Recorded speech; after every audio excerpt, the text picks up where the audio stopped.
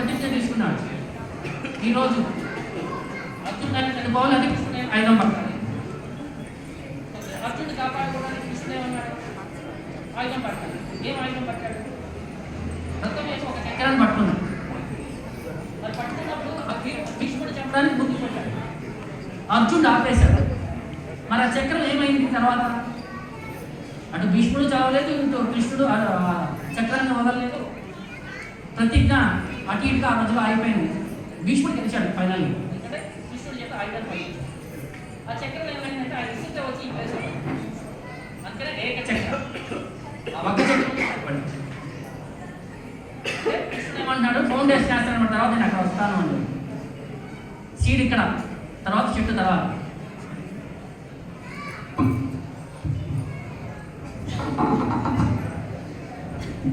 So Nityananda ప్రభు తల్లిదండ్రుల పేరు హడాయి పండిట్, పద్మావతి.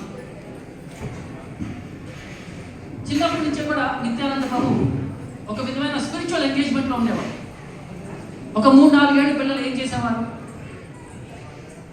ఎలా ఆడుకునేవారు?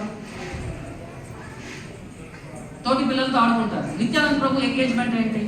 డ్రామాలు ప్లే చేయడం.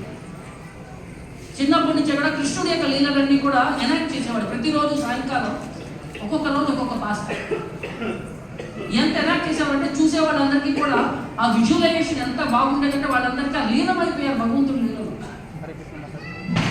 మనకి చిన్నప్పుడు హరికథ బుర్రకథ అని చెప్పేవారు. ఆ కథ వింటుంటే ఏమవుతుందంటే మన మనసులో ఆ భావాలన్నీ కూడా అలా కూర్చుండిపోవాలి. భక్తి తత్వం అనేది లోపల నుంచి ఉద్భవిస్తుంది.